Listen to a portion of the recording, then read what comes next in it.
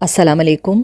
8ویں جماعت اردو کا گلدستہ کتاب کنول جو کہ تحریر ہے فوزیہ احسان فاروقی کی، اس کا ایک سبق ہے، سبق نمبر 3، رسول اکرم خاتم النبیین صلی اللہ علیہ وآلہ واصحابہ وسلم کے اخلاق۔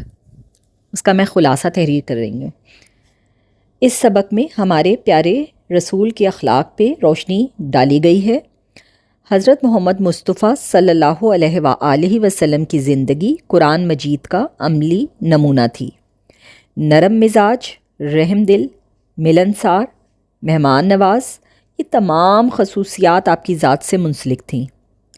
پڑوسیوں اور یتیموں کا خاص خیال رکھنے کی تلقین فرماتے، چھوٹوں پر شفقت، بڑوں کی عزت اور اپنا ہر کام اپنے ہاتھ سے کرنے کو ترجیح دیتے۔ فاقے کرنے پڑ جاتے تو اف نہ کرتے۔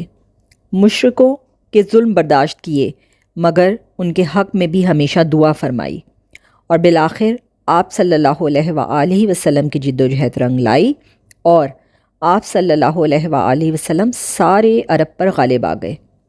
سادہ زندگی گزاری اور آخرت کی تیاری پہ زور دیا۔